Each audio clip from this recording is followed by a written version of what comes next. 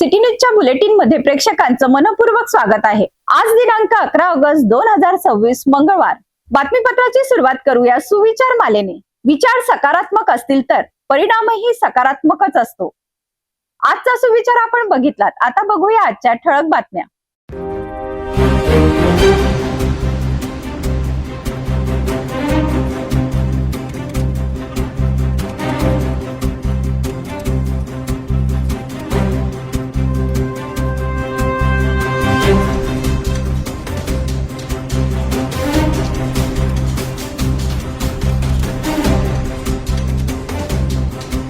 ठळक बातम्या बघितलात। आता घेऊया एक छोटासा ब्रेक। शादी और ब्याह की शुरुआत आराधना साड़ी के साथ। Aradhana wholesale shopping mall L2 बीझलँड complex Nandgaon Peth Amravati Jawahar road Amravati. Break नंतर बघूया सविस्तर बातम्या। सुरुवातीला एक नजर टाकूया या शहरातील गुन्हेगारी क्षेत्रातील घडामोडींवर।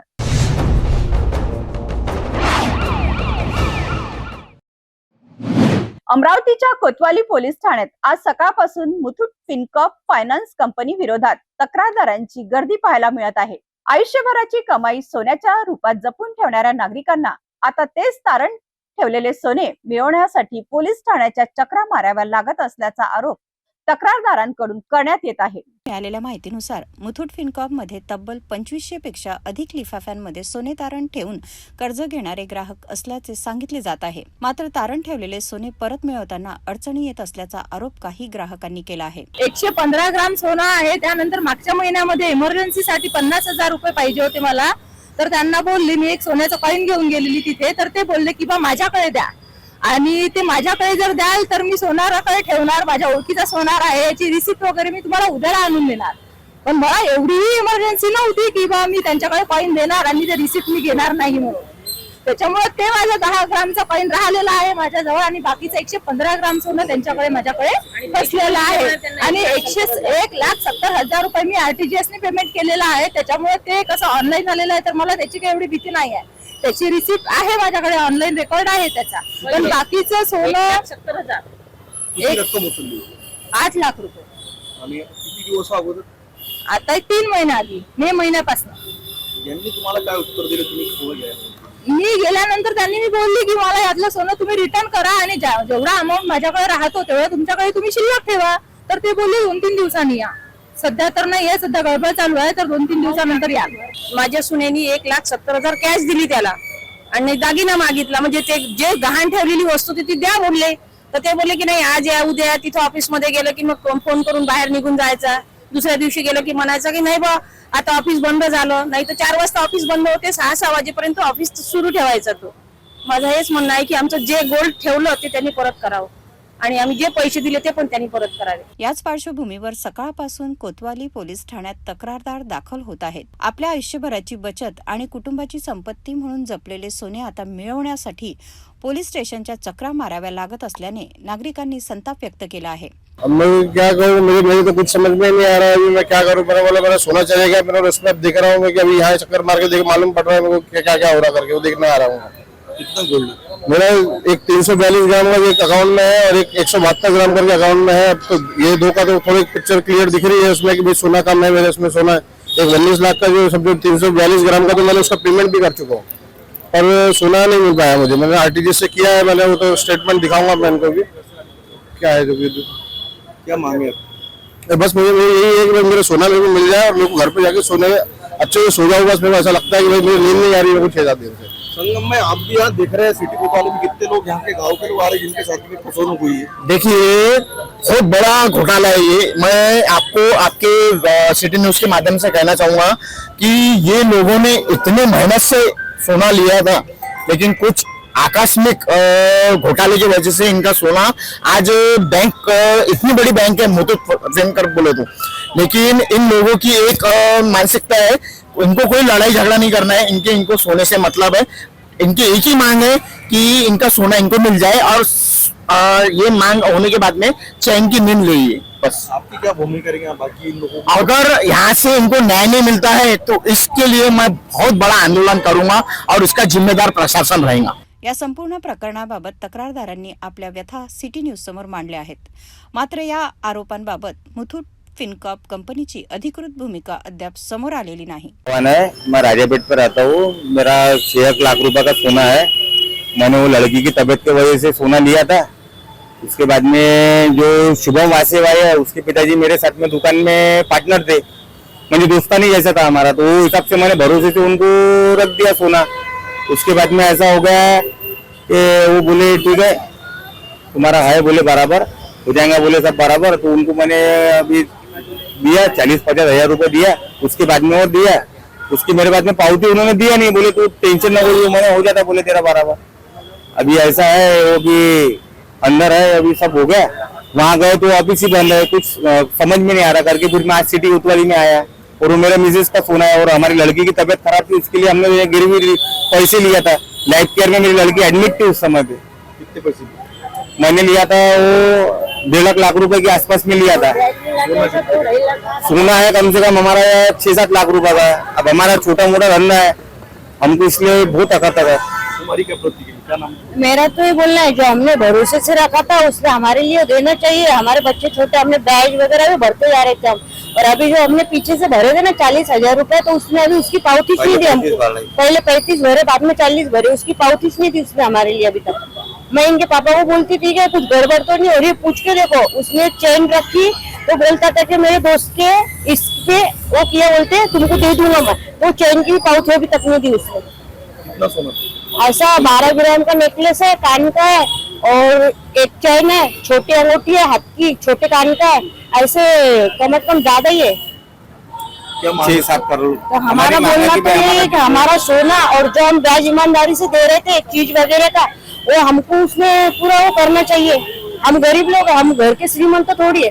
अपने बच्चों की प्रॉब्लम के लिए पैसे रख लिए ना, और हम दे भी रहे ना, भर भी रहे ना तुम्हारा सब. तो तुम्हारा काम क्या है, हमारे लिए ईमानदारी से सब देना चाहिए तुम लोगों ने. हम भरोसे रख रहे, भरोसा तो टूट जाएगा ना सब लोगों का. अपन गरीब लोग कहाँ जाएंगे फिर? अगर ऐसे सब ऐसा होगा, बड़े बड़े बैंकों में घोटाला होगा, तो गरीब लोग कहाँ जाएंगे बेचारे? और गरजमंद कहाँ जाएंगे जब अपने बच्चों के लिए, औरत के लिए, पति के लिए किसी को प्रॉब्लम आएंगी तो कहाँ जाएंगे? सोन्याच्या तारणाशी संबंधित या प्रकरणात नेमके काय घडले? नागरिकांचे सोने सुरक्षित आहे का? आणि तक्रारदारांना त्याचे सोने कधी मिळणार? याकडे आता सर्वांचे लक्ष लागले आहे. सिटी न्यूज या प्रकरणाचा पाठपुरावा करत राहणार आहे.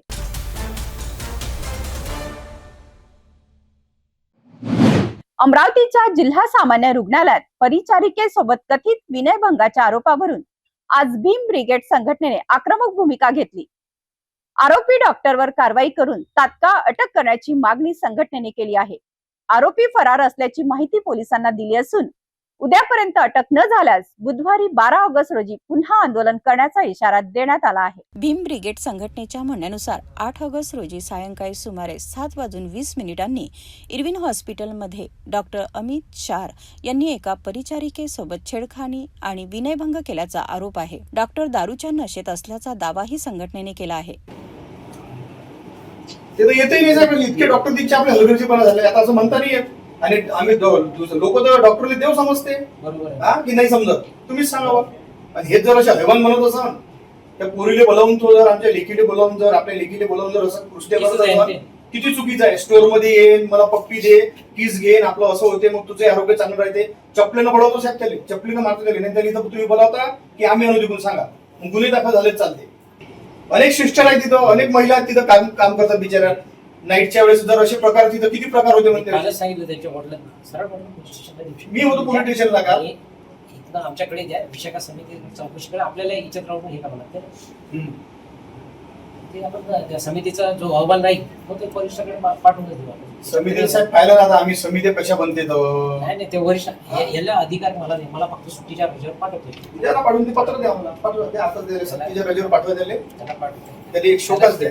9 ऑगस्ट रोजी पीडित परिचारिकेने भीम ब्रिगेडच्या पदाधिकाऱ्यांची भेट घेऊन संपूर्ण घटना सांगितल्याचे संघटनेचे म्हणणे आहे. त्यानंतर कुटुंबियासह पोलीस ठाण्यात गेल्यानंतर सुरुवातीला तक्रार नोंदवण्यात आली नसल्याचा आरोप करण्यात आला. आज जिल्हा सामान्य रुग्णालय परिसरात भीम ब्रिगेडचे आंदोलन सुरू झाले. त्यानंतर पोलिसांनी पीडितेला बोलावून तक्रार नोंदवली आणि गुन्हा दाखल केला असल्याची माहिती संघटनेने दिली. यानंतर पदाधिकाऱ्यांनी कोतवाली पोलीस ठाण्यात जाऊन आरोपीच्या अटकेची मागणी केली. आरोपी सध्या फरार असल्याने पोलिसांनी वेळ मागितला आहे.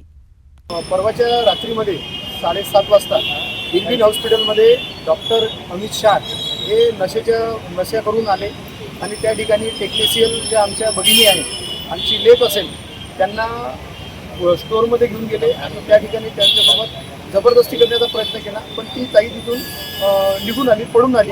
त्यानंतर आणखी ते तिथे आले, त्यांच्या कॅबिनमध्ये आले आणि तिथून आणखी त्या ताईला घेऊन म्हणजे तिला म्हटलं की माझ्यासोबत चल, असं कर तसं कर, पण ती गेली नाही. मग नंतर अजून कॅबिनमध्ये येऊन त्यांना जोरजबरीने त्या ठिकाणी कॅबिनमध्ये घेऊन जात असताना त्या ताईने सोबत तिथल्या टेक्निशियन घेऊन गेल्या आणि टेक्निशियन घेऊन गेले असता त्यांनी तिथे सुद्धा त्यांच्यासोबत हात पकडला, जबरदस्ती करण्याचा प्रयत्न केला. त्या तिथून सुद्धा त्यांना हे करून त्या इकडे बाहेर आल्या. म्हणून त्या संदर्भात अशा घटना इरविन हॉस्पिटलमध्ये होऊ नये आणि त्या डॉक्टरला तात्काळ निलंबित करण्यात यावे, याकरिता आम्ही आज CS साहेबांना निवेदन दिले. CS साहेबांनी त्यांना कार्यमुक्त करण्याचे आदेशसुद्धा दिले आणि कार्यमुक्तसुद्धा केले. आणि आता पोलीस स्टेशनला आम्ही यासाठी ठिय्या आंदोलन करत आहे, ठिय्या मानून बसलो आहे की जोपर्यंत त्याच्यावर गुन्हे दाखल करावे आणि त्याला तात्काळ अटक करावी, अशी आमची मागणी आहे. जेणेकरून इरविन हॉस्पिटलच नव्हे तर कोणतंही सरकारी हॉस्पिटल आहे त्या ठिकाणी आमच्या भगिनी, आमच्या आई भगिनी रात्रीच्या ड्युट्या करतात, सकाळी ड्युट्या करतात, त्या ठिकाणी डॉक्टरसुद्धा असतात, त्या ठिकाणी सुरक्षा रक्षकसुद्धा असतात. त्यांच्यावरसुद्धा सोबत असे होऊ नये त्याकरिता आम्ही हा जो अन्याय होत आहे महिलांवर, तो अन्याय थांबवण्यासाठी आम्ही आज हे भीम ब्रिगेड महाराष्ट्र संघटनेच्या वतीने संपूर्ण पदाधिकारी आहेत, शिलेदार आहेत, यांना घेऊन सिटी कोतवाली पोलीस स्टेशन या ठिकाणी आलो. जर त्याला अटक केली नाही तर आम्ही मोठं आंदोलन सुद्धा आता या ठिकाणी उभारण्यात येईल. उद्यापर्यंत आरोपीला अटक झाली नाही तर 12 ऑगस्ट रोजी पुन्हा आंदोलन करण्याचा इशारा भीम ब्रिगेडने दिला आहे. या प्रकरणाचा तपास सुरू असून आरोपाची सत्यता तपासानंतर स्पष्ट होणार आहे. लेकी बहिणींसाठी काही पण असा नारा देत भीम ब्रिगेडने आंदोलन तीव्र करण्याचा इशाराही दिला आहे.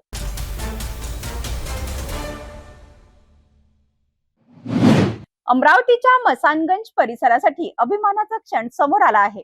मसानगंज निवासी विनायक अजय नागरिया यांनी UPSC CAPF परीक्षा उत्तीर्ण करत असिस्टंट एअरक्राफ्ट कमांडर म्हणून निवड मिळवली आहे. त्यांच्या या उल्लेखनीय यशाबद्दल मसानगंज मध्ये मोठ्या उत्साहात भव्य स्वागत आणि सत्कार सोहळ्याचे आयोजन करण्यात आले. रमेश साहू परिवाराच्या वतीने आयोजित या सोहळ्यात विनायक नागरिया यांचा मान्यवरांच्या उपस्थित गौरव करण्यात आला. यावेळी सिटी न्यूज चॅनलचे प्रबंध संपादक डॉक्टर चंदू सोजतिया तसेच बजरंग दलाच्या पदाधिकाऱ्यांकडूनही विनायक नागरिया यांचा सत्कार करण्यात आला. अमरावतीच्या मसानगंज परिसरातील विनायक अजय नागरिया यांनी आपल्या मेहनतीच्या आणि जिद्दीच्या जोरावर UPSC CAPS परीक्षेत यश संपादन केले आहे. या यशानंतर त्यांची असिस्टंट एअरक्राफ्ट कमांडर म्हणून निवड झाली असून त्यांच्या या यशाने कुटुंबियासह संपूर्ण परिसराचा गौरव वाढला आहे. विनायक नागरिया यांच्या या यशाचा आनंद साजरा करण्यासाठी मसानगंज येथे भव्य सत्कार सोहळ्याचे आयोजन करण्यात आले होते. रमेश साहू परिवाराच्या वतीने आयोजित करण्यात आलेल्या या कार्यक्रमात विनायक नागरिया यांचे मोठ्या उत्साहात स्वागत करण्यात आले. या सोहळ्याला सिटी न्यूज चॅनलचे प्रबंध संपादक डॉक्टर चंदू सोजतिया यांची प्रमुख उपस्थिती होती. त्यांच्या हस्ते विनायक नागरिया यांचा सत्कार करण्यात आला. याचसोबत बजरंग दलाच्या पदाधिकाऱ्यांकडूनही विनायक नागरिया यांचा सन्मान करण्यात आला आहे. कार्यक्रमाला भोजराज साहू, पंजाबराव तायवाडे तसेच साहू समाजातील अनेक समाजबंधू मोठ्या संख्येने उपस्थित होते. उपस्थित मान्यवरांनी विनायक नागरिया यांच्या यशाचे कौतुक करत त्यांच्या पुढील वाटचालीसाठी शुभेच्छा दिल्या. कठोर परिश्रम, सातत्य आणि ध्येयावर असलेला विश्वास यामुळे हे यश मिळाले असल्याची भावना यावेळी व्यक्त करण्यात आली. विनायक नागरिया यांनीही आपल्या यशामागे कुटुंबीय, मार्गदर्शक आणि शुभेच्छा देणाऱ्या प्रत्येक व्यक्तीचे योगदान असल्याचे सांगितले आहे. पेपर तो अच्छा गया था, ये मेरा दूसरा अटेम्प्ट था और अपेक्षा तो थी कि इस बार पक्का लिस्ट में नाम होगा. पहले आप आपका पूरा परिचय दें. जी, मेरा नाम विनायक अजय नागरिया है और मैं अमरावती निवासी हूँ. ये मेरा UPSC CAPF का दूसरा अटेम्प्ट था और इसके पहले अटेम्प्ट में मैं इंटरव्यू स्टेज तक पहुंचा था, बट अनफॉर्चुनेटली मेरिट लिस्ट में नाम नहीं आया था. बट इस अटेम्प्ट में मैंने दिल्ली रह के ही मैंने प्रिपरेशन की है और इस अटेम्प्ट में मेरा ऑल इंडिया रैंक 40 आया है UPSC CAPF में और असिस्टेंट कमांडेंट के रूप में मुझे प्राप्ति हुई है पद की. मेरी सफलता का सबसे बड़ा श्रेय मेरी धर्मपत्नी को जाता है जो मेरे बाजू में खड़ी है. इन्होंने बहुत सपोर्ट किया है मुझे। इनका विश्वास था कि मैं बिल्कुल कुछ कर पाऊंगा, और इनके अलावा मेरे परिवार ने, मेरे माता पिता, और जब मैं परिवार बोलता हूँ तो मैं दोनों परिवार बोलता हूँ, मेरा परिवार और मेरा जो ससुराल है, उन्होंने भी बहुत सपोर्ट किया। आप देख ही रहे हो, ये सब अरेंजमेंट उन्होंने ही किया है, तो बहुत सपोर्ट है फैमिली का। क्या जिम्मेदारियां रहती है असिस्टेंट कमांडर की जो है विमान सेवा के? जी, जो असिस्टेंट कमांडेंट होता है वो भारत की जो आंतरिक सुरक्षा होती है, इसमें 5 फोर्सेस आती है, जैसे CRPF, BSF, CISF, SSB और ITBP। तो इसमें मेरी जो प्रेफरेंस थी वो CISF है। तो CISF का काम ये होता है, जो भारत में जितने भी एयरपोर्ट्स है, एटॉमिक पावर प्लांट्स है, जितनी भी गवर्नमेंट की जो महत्वपूर्ण वस्तुएं हैं, बिल्डिंग्स है, इंडस्ट्रीज है, इनकी सुरक्षा CISF के हाथ में होती है, जिसमें साइबर वॉरफेयर भी आ गया। तो असिस्टेंट कमांडेंट के रूप में मेरे अंडर में 200 जवान होते हैं, जिनकी हेल्प लेके मैं जो भी कार्य गवर्नमेंट मुझे देती है उसे पूर्ण करता हूँ। क्या कहते हैं, आज शिक्षा लेकर कोई इंजीनियर डॉक्टर बनना चाहता है, कोई चाहता है मैं गवर्नमेंट सर्वेंट बनूं, लेकिन एक अलग भारत की सेवा का और देश सेवा का पहले से जज्बा था मन में। जी, पहले से ही मैंने 10th से भी ये डिसाइड किया था कि मुझे UPSC ही क्रैक करना है, और उसके लिए मल्टीपल अटेम्प्ट्स भी लगे, बट एट द लास्ट मैं सफल हुआ इसमें। और असिस्टेंट कमांडेंट के रूप में मैं चाहूँगा कि जितना हो सके मैं देश की सेवा करूँ, और जो भी कार्य गवर्नमेंट मुझे देगी वो मैं अच्छे रूप से पूर्ण करूँ। देखा जाता है कि कई ऐसे बड़े घरों के अंदर ऐसे छात्र निकलते हैं जो इन ऊंचाइयों को प्राप्त करते हैं, लेकिन गली से लेकर ये सफल जो रहा वो कैसा रहा? मुझे लगता है कि आज के ज़माने में जब इंटरनेट है हमारे पास, और मतलब यूट्यूब पे ही सब वीडियो लेक्चर्स अवेलेबल है, तो जो मेहनत करता है वो अमीर हो या गरीब हो, उसके लिए जीत पक्की होती है, बस मेहनत करने वाला चाहिए। क्या कहेंगे युवा पीढ़ी को अमरावती वासियों को क्या संदेश दें? मैं ये चाहूँगा कि ऐसा नहीं है कि आप गवर्नमेंट सेवा में ही आके देश की सेवा कर सकते हैं। आप जहाँ भी हो, डॉक्टर, इंजीनियर, हर रूप में, बस अगर आप अपना सिविक सेंस यूज़ करें, बस हर बात में आप ये देखें कि जो मैं कार्य कर रहा हूँ उससे देश को नुकसान हो रहा है या हानि तो नहीं हो रही है। बस आप अगर अपनी छोटी छोटी चीज़ें यूज़ करके भी देश की सेवा कर सकते हैं। What is your first expression? मैं तो रो पड़ी थी जब पहले पता चला था, क्योंकि काफ़ी अटेम्प्ट्स हो गए, हमने बहुत बार ट्राई किया। वो 10th से ट्राई कर रहे हैं, इसके लिए प्रिपेयर कर रहे हैं, तो फाइनली हो गया है, बहुत अच्छा लग रहा है। कहते हैं हर सफल पुरुष के पीछे महिला का हाथ होता है, तो उन्होंने भी कहा कैसे आप किस दौर से गुजरी जब ये पढ़ाई करती थी, या फिर जहाँ उनको मदद लगती थी, कैसे? बस मैं साथ थी, और उनकी माता, मेरी माता जो है, हम लोग बस साथ थे। हम लोगों ने कोई प्रेशर नहीं डाला, और यही सबसे बड़ा उनका साथ था। क्या कहेंगे, आज UPSC परीक्षा में असिस्टेंट कमांडर, एयरक्राफ्ट कमांडर के रूप में आपकी बेटी की चयन हुआ है? मैं माया अजय नागरिया, अमरावती से, और हर माँ को अपने बेटों की ऊंचाइयों पर देखकर बहुत खुशी होती है, वही मुझे भी हो रही है। कभी सोचा नहीं था, पर ये तो पता था कि इसको आगे बढ़ना है, पर इतनी जल्दी बढ़ जाएगा ये नहीं सोचा था, और बहुत जल्दी सफलता मिल गई, और गर्व है मुझे अपने बच्चे पर। क्या कहेंगे आप पिता के? मुझे बहुत गर्व है मेरे बेटे पर। मैंने कभी सोचा नहीं था ये UPSC करेंगे, बाकी इसकी जिद थी कि मैं करूँगा, UPSC करूँगा। बचपन में पालने में बच्चे की बोले गुण दिखते हैं, जब छोटा से जब बड़ा हुआ, जब ये 10 में था जब भी इसकी जीत थी। मैं इसको बोला भी कोई दूसरे फील्ड में जाए, बहुत कठिन है। पढ़ाई में पहले से ही अच्छा था। 10वीं में ऐसे 97% आए थे इसको विदाउट ट्यूशन के। उसके बाद में 12वीं में 95 आया। उसके बाद में पूना गया, पूना भी इसका नंबर लगा, पूना 3 साल निकाले, बाद में फिर बोले वही UPSC का, तो दिल्ली 4 साल रहे। मैं चाहूँगा, इनका भी बहुत बड़ा रोल है मेरे मदर इन लॉ का, अब इनसे भी 2 क्वेश्चन।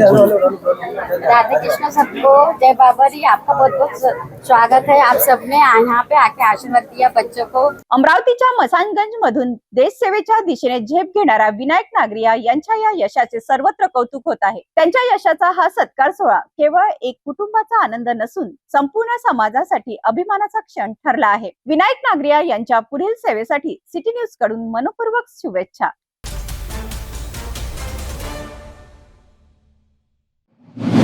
अमरावतीकरांसाठी सामाजिक बांधिलकीचा संदेश देणारी महत्त्वाची बातमी समोर आली आहे। स्वातंत्र्य दिन आणि अमरावती महानगरपालिका स्थापना दिनाचे औचित्य साधत महानगरपालिकेच्या वतीने भव्य रक्तदान शिबिराचे आयोजन करण्यात आले आहे।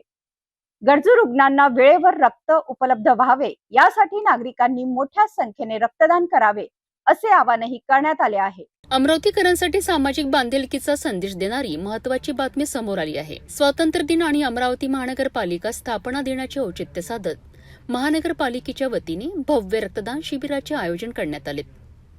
गरजू रुग्णांना वेळेवर रक्त उपलब्ध व्हावेत याकरिता नागरिकांनी मोठ्या संख्येने रक्तदान करावेत असे आवाहन करण्यात आले आहे.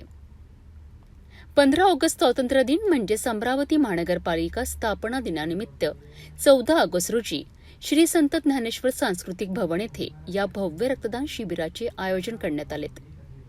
शिबिराच्या नियोजनासाठी अमरावती रक्तदान समितीच्या कार्यकारिणीसोबतच आढावा बैठक घेण्यात आली. यावेळी रक्तदान शिबिराचे नियोजन, रक्तदात्यांचा सहभाग आणि आवश्यक प्रशासकीय तयारी याबाबत सविस्तर चर्चा करण्यात आली. रक्तदानाच्या माध्यमातून गरजू रुग्णांना मदत करण्यासोबतच सामाजिक बांधिलकी जपण्याचा संदेश या उपक्रमातून देण्यात येणार आहे. वैद्यकीय आरोग्य अधिकारी डॉक्टर विशाल काळे यांनी अमरावतीतील नागरिकांना या सामाजिक उपक्रमात मोठ्या संख्येने सहभागी होऊन रक्तदान करण्याचे आवाहन केले आहेत. या बैठकीला वैद्यकीय आरोग्य अधिकारी डॉक्टर विशाल काळे, सहाय्यक आयुक्त भूषण पुसतकर, वैद्यकीय अधिकारी डॉक्टर संदीप पाडबागे, अमरावती रक्तदान समितीचे अध्यक्ष महेंद्र भुतडा, उपाध्यक्ष अजय दातेराव यांच्यासह समितीचे पदाधिकारी आणि डॉक्टर पंजाबराव देशमुख वैद्यकीय महाविद्यालयाच्या रक्तपेढीचे प्रतिनिधी उपस्थित होते. स्वातंत्र्य दिनाचा उत्साह आणि सामाजिक बांधिलकी याचा सुंदर संगम साधणाऱ्या या रक्तदान शिबिरात अमरावतीकरांनी उत्स्फूर्त सहभाग नोंदवावा असे आवाहन महानगरपालिकेच्या वतीने करण्यात आले आहे. तुमचे रक्तदान एखाद्या गरजू व्यक्तीसाठी जीवनदायी ठरू शकते. स्वातंत्र्य दिनाचा उत्साह आणि सामाजिक बांधिलकी यांचा सुंदर संगम साधणाऱ्या या रक्तदान शिबिरात अमरावतीकरांनी उत्स्फूर्त सहभाग नोंदवावा असे आवाहनही महानगरपालिकेच्या वतीने करण्यात आले आहे. तुमचे रक्तदान एखाद्या गरजू व्यक्तीसाठी जीवनदायी ठरू शकते.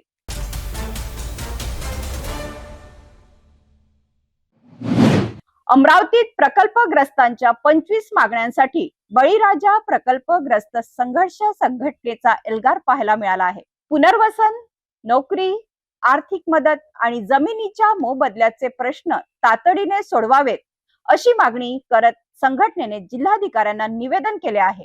सरकारी भरतीमध्ये प्रकल्पग्रस्तांसाठी 5% समांतर आरक्षण लागू करावे, वयोमर्यादेत 5 वर्षांची सूट द्यावी किंवा नोकरीऐवजी 40 लाख रुपयांचे अनुदान अथवा किमान 5 एकर जमीन द्यावी अशी प्रमुख मागणी करण्यात आली आहे.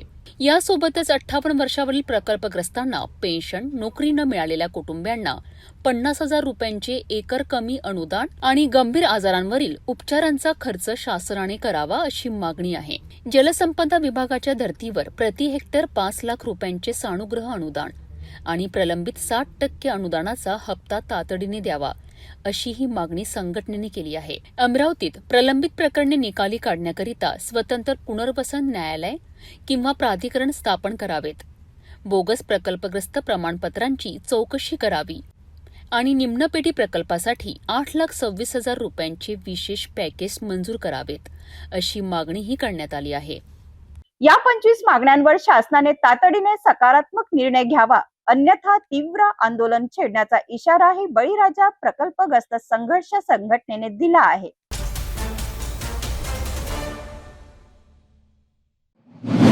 परतवाड्यातून मन हेलावून टाकणारी धक्कादायक घटना समोर आली आहे. अचलपूर रोडवरील मेळघाट ब्लड बँक समोर झुडपात अवघ्या 1 ते 1.25 महिन्याच्या चिमुकल्या बाळाचा मृतदेह आढळून आला आहे. या घटनेने परिसरात खळबळ उडाली असून या बाळाला इथे कोणी आणून ठेवलं आणि या घटनेमागचे नेमके सत्य काय आहे याचा तपास आता पोलिसांकडून सुरू आहे. सायंकाळी 4:30 वाजताच्या सुमारास नागरिकांच्या निर्देशनास झुडपामध्ये चिमुकल्या बाळाचा मृतदेह आला. बाळाला डायपर लावलेला होता आणि ते एका छोट्या चादरीवर ठेवण्यात आले होते. घटनास्थळी मृतदेहाची अत्यंत खराब अवस्था असल्याचे आढळून आले. माहिती मिळताच नागरिकांनी तातडीने परतवाडा पोलिसांना कळवलं.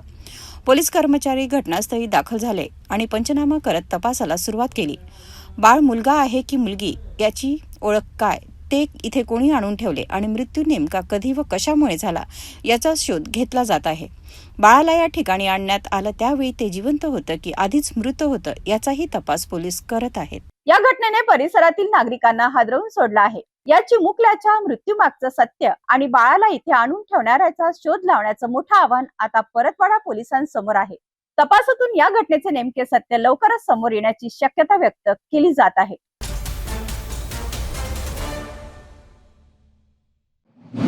सरकारी शाळा म्हणजे कमी दर्जाचे शिक्षण अशी मानसिकता असताना अमरावतीच्या खोलापूर पांढरी येथील जिल्हा परिषद शाळेने याला चांगलेच उत्तर दिले आहे. अवघ्या 2 विद्यार्थ्यांपासून सुरू झालेली या शाळेची वाटचाल आता थेट 13 विद्यार्थ्यांपर्यंत पोहोचली आहे. भातकुली तालुक्यातील खोलापूर पांढरी येथील जिल्हा परिषद शाळेत मागील वर्षी केवळ 2 विद्यार्थी शिक्षण घेत होते.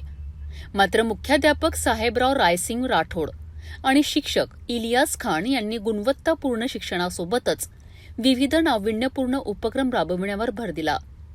विद्यार्थ्यांना आधुनिक शिक्षण मिळावे याकरिता टॅबची सुविधा, तर विद्यार्थ्यांना प्रोत्साहन मिळावे म्हणून दरमहा 150 रुपयांची शिष्यवृत्ती देण्यात येत आहे. शिक्षकांच्या या प्रयत्नांमुळे यंदा शाळेची पटसंख्या 2 वरून थेट 13 वर पोहोचली आहे. पुढील वर्षी ही संख्या आणखी वाढवण्याचा शिक्षकांचा निर्धार आहे.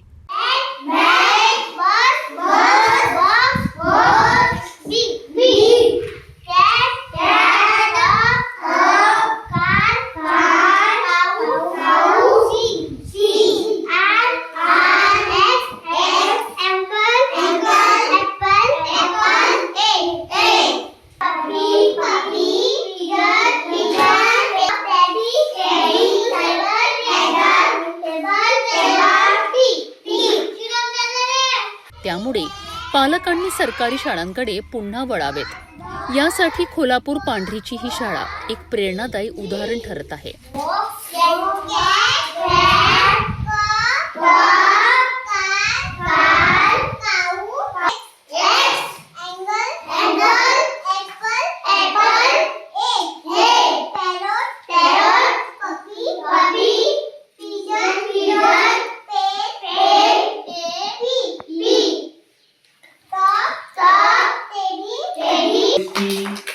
क्लॅप करो मायरा.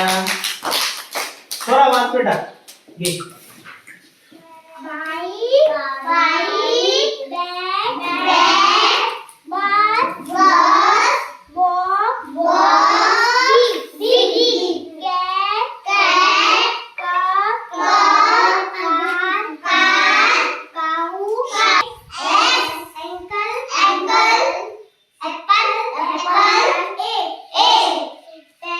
शिक्षकांची मेहनत, नाविन्यपूर्ण उपक्रम आणि विद्यार्थ्यांप्रती असलेली बांधिलकी यामुळे सरकारी शाळा ही गुणवत्तापूर्ण शिक्षणाचे केंद्र बनू शकतात, हे कोल्हापूर पांढरीच्या शाळेने दाखवून दिले आहे.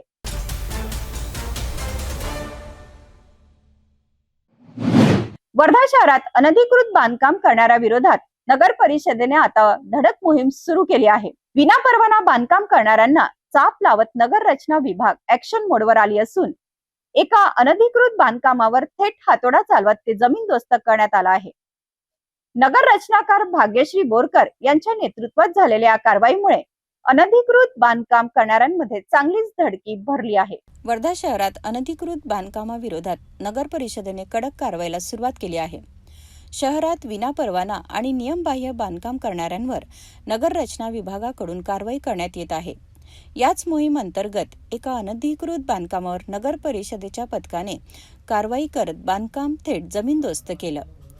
कायद्याला बगल देत बांधकाम करणाऱ्या विरोधात नगर परिषद आता आक्रमक झाली असून नियमाचे उल्लंघन करणाऱ्यांना कोणतीही मुभा दिली जाणार नसल्याचा संदेश या कारवाईतून देण्यात आला आहे. नगर रचनाकार भाग्यश्री बोरकर यांच्या नेतृत्वात ही धडक कारवाई करण्यात आली. अचानक झालेल्या या कारवाईमुळे वर्धा शहरातील अनधिकृत बांधकाम करणाऱ्यांमध्ये चांगलीच खळबळ उडाली आहे. आगामी काळातही विनापरवाना बांधकामाविरोधात कारवाईची मोहीम सुरू राहणार असल्याने नियमबाह्य बांधकाम करणाऱ्यांचं धाबं दणाणलं आहे. वर्धा शहरात अनधिकृत बांधकामाविरोधात नगर परिषदेने घेतलेली ही कडक भूमिका आता चर्चेचा विषय ठरत आहे. नियम पाळा अन्यथा थेट कारवाईला सामोरे जा असा स्पष्ट संदेश या कारवाईतून देण्यात आला आहे. त्यामुळे आगामी काळात नगर रचना विभागाकडून आणखीन कोणत्या बांधकामांवर कारवाई होते हे पाहणे महत्त्वाचे ठरणार आहे.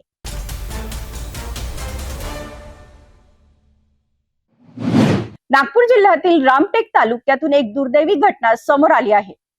शेतात काम करत असताना विषारी सापाने दंश केल्याने 35 वर्षीय तरुणाचा मृत्यू झाला आहे. रामटेकच्या गोवळण नाल्याजवळ ही घटना घडली असून या घटनेमुळे किरणापूर परिसरात हळहळ व्यक्त होत आहे. नेमके काय घडले पाहूया. रामटेक येथील गोळण नाल्याजवळ शेतात काम करत असताना विषारी सापाने दंश केल्याने 35 वर्षीय तरुणाचा दुर्दैवी मृत्यू झाला आहे. मंगेश इकराज वरकडे, वय 35 वर्षे, राहणार किरणापूर शिवनी असे मृत तरुणाचे नाव आहे. सोमवारी सकाळी सुमारे 11:45 दरम्यान ही दुर्दैवी घटना घडली. पोलिसांनी दिलेल्या माहितीनुसार मंगेश वरकडे हे रामटेक येथील त्यांच्या साळ्याच्या शेतात काम करीत होते. काम सुरू असतानाच अचानक विषारी सापाने त्यांच्या डाव्या पायाला दंश केला. सर्पदंशानंतर त्यांना तातडीने रामटेक येथील उपजिल्हा रुग्णालयात उपचारासाठी दाखल करण्यात आले. मात्र वैद्यकीय अधिकाऱ्यांनी तपासणी केल्यानंतर त्यांना मृत घोषित केले. त्यानंतर शवविच्छेदनाची प्रक्रिया पूर्ण करण्यात आली आणि मृतदेह नातेवाईकांच्या स्वाधीन करण्यात आला. मंगेश वरकडे यांच्यावर किरणापूर येथे अंत्यसंस्कार करण्यात आले. या घटनेमुळे किरणापूर परिसरात शोककळा पसरली असून हळहळ व्यक्त होत आहे. शेतात काम करताना अचानक झालेल्या सर्पदंशामुळे मंगेश वरकडे यांचा दुर्दैवी मृत्यू झाला आहे. उपचारासाठी रुग्णालयात दाखल करण्यात आले असून मात्र डॉक्टरांनी त्यांना मृत घोषित केले. या घटनेने त्यांच्या कुटुंबावर दुःखाचा डोंगर कोसळला असून किरणापूर परिसरात हळहळ व्यक्त होत आहे.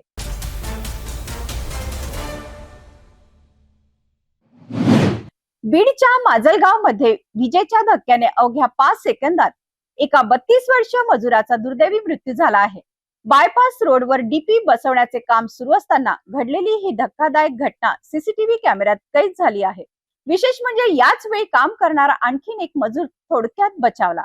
मृत मजुराचे नाव शेख आवेज पाशा देशमुख असल्याची माहिती आहे.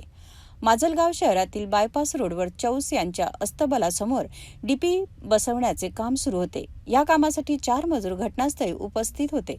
कंत्राटदाराच्या सुपरवायझरने दिलेल्या माहितीनुसार सायंकाळी 4 वाजेपर्यंत कामासाठी परमिट देण्यात आले होते. मात्र दुपारी सुमारे 1 वाजण्याच्या सुमारास काम सुरू असतानाच अचानक विजेचा जोरदार धक्का बसला. शेख आवेज पाशा यांना विजेचा धक्का लागून ते खाली कोसळले आणि त्यांचा जागीच मृत्यू झाला.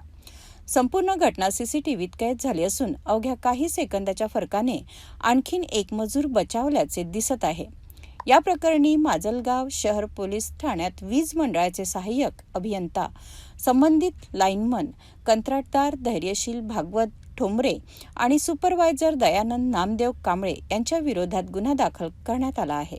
या दुर्दैवी घटनेनंतर विद्युत कामाचा सुरक्षेचा प्रश्न पुन्हा एकदा ऐरणीवर आला आहे. नेमकी दुर्घटना कशी घडली आणि सुरक्षेच्या नियमांचे पालन झाले होते का याचा तपास आता माजलगाव शहर पोलीस करत आहेत.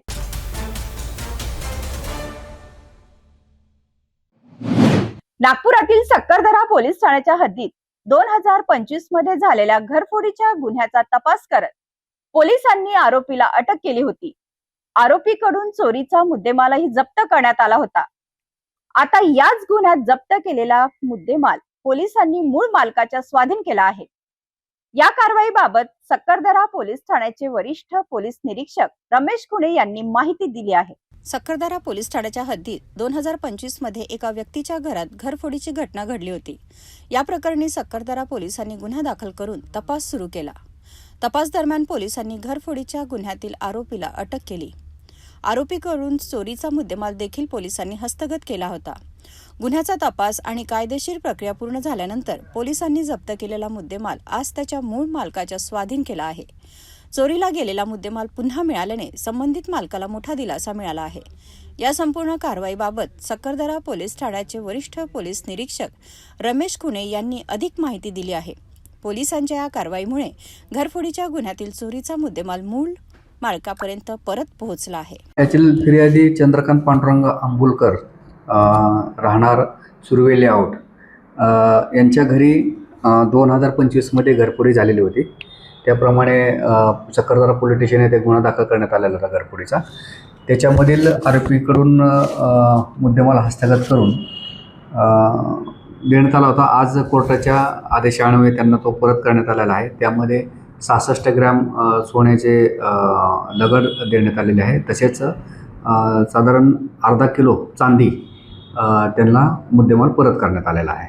घरफोडीच्या गुन्ह्यात आरोपीला अटक करून चोरीचा मुद्देमाल जप्त करणाऱ्या सक्करदरा पोलिसांनी आता हा मुद्देमाल मूळ मालकाच्या स्वाधीन केला आहे.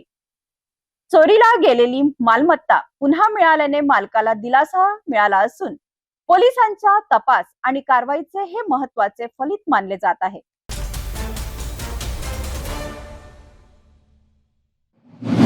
नागपुरात अवैध हुक्का पार्लरवर गुन्हे शाखेच्या युनिट 2 ने मोठी कारवाई केली आहे. सदर पोलीस ठाण्याच्या हद्दीतील बुटी कंपाऊंड माउंट रोड येथील नो वेअर कॅफेवर छापा टाकण्यात आला. या कारवाईत 4 जणांविरोधात कारवाई करत तब्बल 45,500 रुपयाचा हुक्का साहित्याचा मुद्देमाल जप्त करण्यात आला आहे. नेमकी ही कारवाई कशी करण्यात आली आणि पोलिसांच्या हाती काय लागलं पाहूया या सविस्तर रिपोर्ट मधून. नागपूर शहर गुन्हे शाखेच्या युनिट 2 ने सदर पोलीस ठाण्याच्या हद्दीत अवैध हुक्का पार्लरवर कारवाई केली आहे. बुटी कंपाऊंड माउंट रोड परिसरातील नो वेअर कॅफे येथे ही कारवाई करण्यात आली. पोलिसांच्या माहितीनुसार कॅफेमध्ये ग्राहकांना प्रतिबंधित तंबाखूजन्य पदार्थ पुरवले जात असल्याची माहिती मिळाल्यानंतर गुन्हे शाखेच्या पथकाने कारवाई केली. या कारवाईत गौरव श्रीराम बोकडे, वैभव श्रीकृष्ण देवहाते, मोहम्मद इत्तेफाक वल मोहम्मद शकील आणि परेश मदन सोरते यांच्या विरोधात कारवाई करण्यात आली. पोलिसांनी घटनास्थळावरून 11 हुक्का पॉट, 2 चाळण्या, हुक्का पॉटच्या 17 नळ्या, 11 चिलम, 2 चिमटे आणि सिल्वर फॉईल असा एकूण 45,500 रुपयाचा मुद्देमाल जप्त केला आहे. पोलिसांच्या माहितीनुसार यातील आरोपी क्रमांक 1 गौरव बोकडे हा त्याच्या कॅफेमध्ये ग्राहकांना प्रतिबंधित तंबाखूजन्य पदार्थ पुरविताना आढळून आला. या प्रकरणी पोलीस उपनिरीक्षक मनोज राऊत यांच्या फिर्यादीवरून सदर पोलीस ठाण्यात संबंधित कायद्यानुसार कारवाई करण्यात आली असून पुढील तपास सुरू आहे. ही कारवाई गुन्हे शाखेच्या युनिट 2च्या पथकाने केली आहे. नागपुरात हुक्का पार्लरच्या नावाखाली प्रतिबंधित तंबाखूजन्य पदार्थाचा वापर होत असल्यास पोलिसांकडून कारवाई केली जात असल्याचा या घटनेतून स्पष्ट झाले आहे.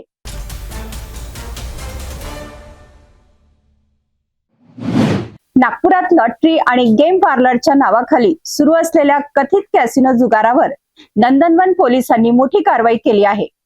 हसनबाग चौकातील कब्रस्तानाजवळ पोलिसांनी छापा टाकत 6 जणांना ताब्यात घेतले असून 2 लाख रुपयांहून अधिक किमतीचा मुद्देमाल जप्त केला आहे. नंदनवन पोलिसांनी कॅसिनो मशीनद्वारे जुगार खेळणाऱ्या विरोधात मोठी कारवाई केली आहे. दिनांक 9 ऑगस्ट 2026 रोजी रात्री 11:30 ते 12:30 वाजण्याच्या दरम्यान नंदनवन पोलिसांच्या पथकातील अधिकारी आणि अंमलदार पोलीस ठाणे हद्दीत पेट्रोलिंग करत असताना त्यांना हसनबाग चौक आणि कब्रस्तानजवळील लॉटरी व गेम पार्लर येथे मशीनद्वारे जुगार खेळला जात असल्याची खात्रीशीर माहिती मिळाली. या माहितीच्या आधारे पोलिसांनी पंचासमक्ष छापा टाकला. कारवाई दरम्यान कॅसिनो मशीनच्या माध्यमातून पैशांची बाजी लावत हार जीतचा जुगार खेळला जात असल्याचे समोर आले आहे.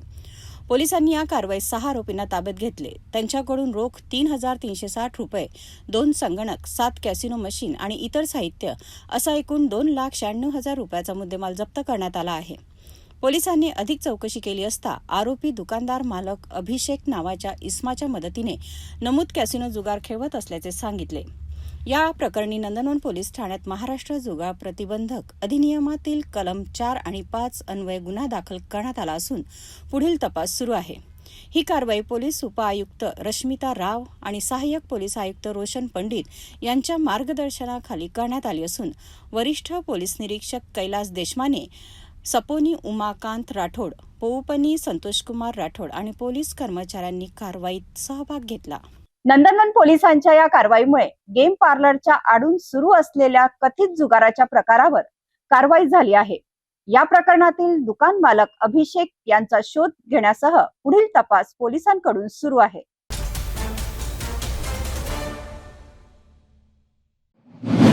मुंबईची लाईफलाईन असलेल्या लोकल ट्रेनमध्ये आज भक्तिमय आणि अनोखं चित्र पाहायला मिळालं. भायंदर ते दादर लोकलमध्ये प्रवाशांनी चक्क 56 भोग अर्पण करत देवीची पूजा आणि आरती केली. निमित्त होते ओमकार भजन मंडळाच्या 21 वर्षाच्या प्रवासाचं. सकाळच्या 10:20 भायंदर दादर लोकलमध्ये आज नेहमीच्या धावपळीपेक्षा वेगळं वातावरण पाहायला मिळालं. ओमकार भजन मंडळाने लोकलमध्ये भजन आणि भक्तीचा 21 वर्षाचा प्रवास पूर्ण केल्याच्या निमित्ताने विशेष पूजा आयोजित केली. देवीला 56 भोग अर्पण करण्यात आले. त्यानंतर आरती करण्यात आली असून प्रवाशांमध्ये गुलाबाची फुलं वाटून आनंद साजरा करण्यात आला. मुंबईची लोकल केवळ प्रवासाचं साधन नाही तर लाखो मुंबईकरांच्या आयुष्याचा अविभाज्य भाग आहे. वर्षानुवर्षे एकत्र प्रवास करणारे प्रवासी लोकलमध्ये भजन, धार्मिक कार्यक्रम आणि विविध उपक्रमांच्या माध्यमातून आपली नाती जपत असतात. त्यामुळे आज लोकलमध्ये दिसलेले हे भक्तिमय दृश्य प्रवाशांसाठीही खास ठरलं. धावत्या मुंबईत काही क्षण भक्तीचे आणि आपुलकीचे, आणि म्हणूनच मुंबईची लोकल खरंच मुंबईकरांची लाईफलाईन आहे याची अनुभूती आज पुन्हा एकदा आली.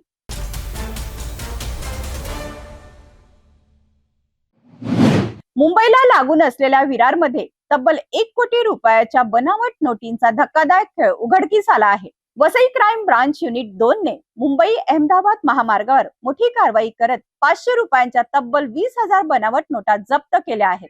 ही कारवाई शिरसाट फाटा पुलाखाली करण्यात आली. गुजरातहून मुंबईच्या दिशेने जाणाऱ्या MH48 BT 8686 क्रमांकाच्या कारची पोलिसांनी तपासणी केली. यावेळी कारमधील एका बॅगेत मोठ्या प्रमाणात बनावट नोटा आढळून आल्या. जप्त करण्यात आलेल्या या नोटांची दर्शनी किंमत तब्बल 1 कोटी रुपये आहे. या प्रकरणात पोलिसांनी एका संशयिताला ताब्यात घेतले असून त्याची चौकशी सुरू आहे. पोलिसांच्या प्राथमिक तपासानुसार या बनावट नोटा बाजारात सुमारे 30 लाख रुपयांना विकण्याची योजना असल्याची माहिती समोर आली आहे. या बनावट नोटांचा पुरवठा नेमका कुठून आला आणि या रॅकेटमध्ये आणखीन कोणाचा सहभाग आहे याचा तपास क्राईम ब्रांचकडून सुरू आहे. विरारमध्ये 1 कोटीच्या बनावट नोटांचा साठा जप्त झाल्याने खळबळ उडाली आहे. या प्रकरणाच्या तपासातून बनावट नोटांच्या संपूर्ण नेटवर्कचा पर्दाफाश होतो का याकडे आता सर्वांचे लक्ष लागले आहे.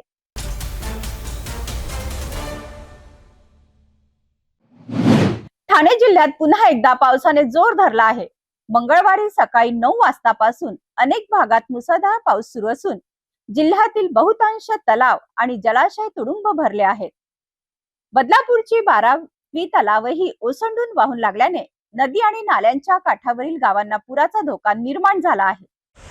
ठाणे जिल्ह्यात गेल्या काही तासापासून पावसाची जोरदार बॅटिंग सुरू आहे. गेल्या 2 तासात जिल्ह्यात सुमारे 13 मिलीमीटर पावसाची नोंद झाली आहे. सततच्या पावसामुळे तलाव आणि जलाशयामधील पाणीसाठा झपाट्याने वाढत आहे. बदलापूरमधील 12वी तलाव पूर्ण क्षमतेने भरल्यानंतर वाहू लागला आहे. त्यामुळे नदी, नाले आणि सखल भागांच्या आसपास राहणाऱ्या नागरिकांची चिंता वाढली आहे. पावसाचा जोर कायम राहिल्यास काही भागात जलभराव आणि पूरस्थिती निर्माण होण्याची शक्यता आहे.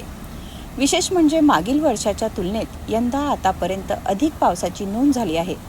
त्यामुळे प्रशासनाकडून परिस्थितीवर लक्ष ठेवले जात असून नागरिकांनीही नदी आणि नाल्यांच्या परिसरात जाणे टाळणे गरजेचे आहे. ठाणे जिल्ह्यात पावसाचा जोर आणखीन वाढतो का याकडे आता सर्वांचे लक्ष लागले आहे. जलाशयांच्या वाढत्या पाणी पातळीच्या पार्श्वभूमीवर प्रशासन आणि नागरिकांनी सतर्क राहणे महत्त्वाचे सांगितले आहे. जाता जाता पुन्हा एकदा आजच्या ठळक बातम्या.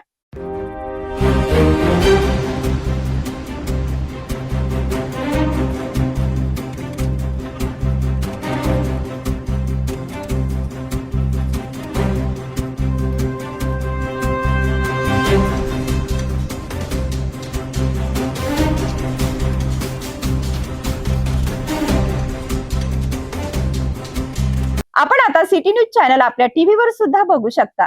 यामध्ये आता अमरावती जिल्ह्यानंतर विदर्भ आणि महाराष्ट्राचे दर्शक घर बसल्या आपल्या केबल टीव्हीवर सिटी न्यूजच्या बातम्या पाहू शकतील. यात लवकरच आम्ही आपल्यापर्यंत पोहोचणार आहोत. जर आपल्या टीव्हीवर सिटी न्यूज चॅनल दिसत नसेल तर आपण आपल्या केबल ऑपरेटरशी संपर्क साधावा. आपण सिटी न्यूज केबलच्या व्यतिरिक्त YouTube, फेसबुक, इंस्टाग्राम आणि ट्विटरवर सुद्धा बघू शकता. याकरिता सोशल मीडिया अकाउंट सबस्क्राईब करा, फॉलो करा, लाईक करा.